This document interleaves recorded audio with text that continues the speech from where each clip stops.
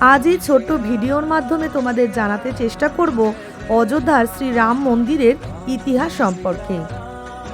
অযোধ্যার রাম মন্দির, যা ভগবান শ্রী রাম মন্দির নামেও পরিচিত, ভারতের উত্তরপ্রদেশের অযোধ্যায় অবস্থিত একটি হিন্দু মন্দির। মন্দিরটি ভারতে দীর্ঘকাল ধরে ধর্মীয় ও রাজনৈতিক বিরোধের কেন্দ্রবিন্দু। রাম জন্মভূমিতে নতুন হিন্দু মন্দির নির্মিত হচ্ছে এবং বিশ্বব্যাপী হিন্দুরা এটি খোলার বিষয়ে ভীষণভাবে উত্তেজিত। 2024 সালে অযোধ্যায় রাম মন্দির খোলার বিষয়ে আমাদের কাছে সমস্ত রকম তথ্য রয়েছে। এটি 22 জানুয়ারি 2024-এ খোলা হবে এবং প্রধানমন্ত্রী শ্রী নরেন্দ্র মোদী এটি উদ্বোধন করবেন। অযোধ্যা, যেখানে মন্দিরটি রয়েছে, এটি পবিত্র স্থান হিসেবে বিবেচিত হয়, কারণ ভগবান শ্রী রামের জন্মস্থান এটি। অযোধ্যার এই বিশালাকার মন্দিরটি 22 জানুয়ারি 2024-এ উদ্বোধন করা হবে। অযোধ্যা রাম মন্দিরের ইতিহাস শতবর্ষের। মন্দিরটি সেই জায়গায় তৈরি করা হয়েছে যেখানে বিশ্বাস করা হয় প্রভু রামের জন্মস্থান, অন্যতম শ্রদ্ধেয় হিন্দু দেবতা। 16 শতকে মুঘল সম্রাট বাবর দ্বারা মন্দিরটি ভেঙে ফেলা হয়েছিল এবং এই জায়গায় একটি মসজিদ নির্মিত হয়েছিল। বাবরি মসজিদ নামে এটি পরিচিত ছিল। এই বাবরি মসজিদ 1992 সালে হিন্দু জাতীয়তাবাদীদের দ্বারা ভেঙে না যাওয়া পর্যন্ত বহু শতাব্দী ধরে এই স্থানে দাঁড়িয়েছিল, যা দেশে ব্যাপক সহিংসতা এবং সাম্প্রদায়িক উত্তেজনার সৃষ্টি করেছিল। অযোধ্যা বিতর্কে কয়েক দশক ধরে ভারতীয় রাজনীতিতে একটি বিতর্কিত ইস্যু। বাবরি মসজিদ যেখানে দাঁড়িয়েছিল তার মালিকানা এবং এটি ভগবান রামের জন্মস্থান কিনা তা নিয়ে বিরোধ ছিল। বিতর্কটি অবশেষে 2019 সালে ভারতীয় সুপ্রিম কোর্ট দ্বারা নিষ্পত্তি করা হয়েছিল, যা সাইটে একটি রাম জন্মভূমিতে মন্দির নির্মাণের পক্ষে রায় দেয়। মন্দির নির্মাণের কাজটি শ্রী রাম জন্মভূমিতে তীর্থক্ষেত্র দ্বারা করা হয়েছিল। ভারত সরকার দ্বারা গঠিত একটি ট্রাস্ট মন্দির নির্মাণের তদারকির জন্য নির্মিত করা হয়েছিল। অযোধ্যার রাম মন্দির হল মন্দির স্থাপত্যের নাগারা শৈলীতে নির্মিত একটি বিশাল মন্দির। এর সুউচ্চ স্তম্ভ বা শিখর দ্বারা চিহ্নিত করা হয়েছে।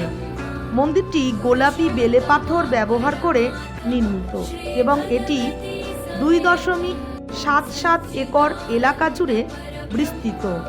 মন্দিরটির একটি বৃহৎ প্রাঙ্গণ দ্বারা বেষ্টিত এবং অন্যান্য হিন্দু দেবদেবীদের জন্য নিবেদিত বেশ কয়েকটি ছোট মন্দিরও রয়েছে। মন্দিরের সবচেয়ে আকর্ষণীয় বৈশিষ্ট্য হল বিশালাকার শালিগ্রাম পাথর। এটি কালো পাথর যা ভগবান রামের প্রতিনিধিত্ব করে বলে বিশ্বাস করা হয় এবং নেপালের গণ্ডকী নদী থেকে এটি আনা হয়েছিল। মন্দিরটি 161 ফুট উঁচু এবং 3টি তলা রয়েছে এই মন্দিরে। প্রতিটির আলাদা উদ্দেশ্যও রয়েছে। প্রথম তলা ভগবান রামের উদ্দেশ্যে উৎসর্গিত, দ্বিতীয় তলা ভগবান হনুমানকে উৎসর্গ করা হয়েছে এবং তৃতীয় তলাটি অযোধ্যার ইতিহাস ও সংস্কৃতি প্রদর্শনের জন্য উৎসর্গিত। তবে এই তলাটি একটি জাদুঘরও বটে। মন্দির কমপ্লেক্সে একটি যজ্ঞশালা বা হিন্দু অগ্নি আচার অনুষ্ঠানের জন্য ঘর, আরেকটি সম্প্রদায়ের রান্নাঘর, আরেকটি চিকিৎসার জন্য ঘর অন্তর্ভুক্ত রয়েছে। মন্দির কমপ্লেক্সটি 67 একর জায়গা জুড়ে বিস্তৃত। এটি একটি প্রধান সাংস্কৃতিক ও ধর্মীয় কেন্দ্র হয়ে উঠবে বলে আশা করা হচ্ছে। সারা বিশ্ব থেকে লক্ষ লক্ষ ভক্তকে আকর্ষণ করবে এই অযোধ্যার রাম মন্দির। অযোধ্যার রাম মন্দিরকে হিন্দুদের জন্য সবচেয়ে গুরুত্বপূর্ণ তীর্থস্থান হিসেবে বিবেচনা করা হয়। এটি ভগবান রামের জন্মস্থান বলেও বিশ্বাস করা হয় এবং এটি একটি পবিত্র স্থান হিসেবে বিবেচিত হয়। মন্দির নির্মাণকে হিন্দু সম্প্রদায়ের প্রতীকী বিজয় হিসেবে দেখা হচ্ছে, যারা কয়েক দশক ধরে মন্দির নির্মাণের জন্য লড়াই করে আসছে। মন্দিরটি একটি প্রধান ধর্মীয় ও সাংস্কৃতিক কেন্দ্র হিসেবে অযোধ্যার উন্নয়নে অবদান রাখবে বলে আশা করা হচ্ছে। এটি কর্মসংস্থান সৃষ্টি করবে এবং এই অঞ্চলে অর্থনৈতিক প্রবৃদ্ধিও ঘটাবে।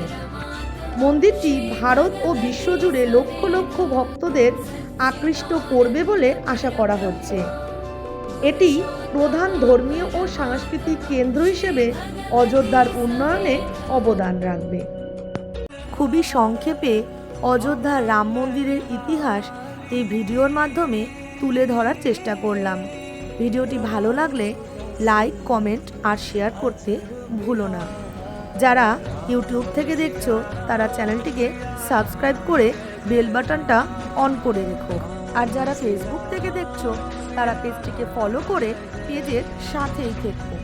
ভগবান শ্রীরামকে ভালোবাসলে জয় শ্রীরাম বলে একটা কমেন্ট করে যেও।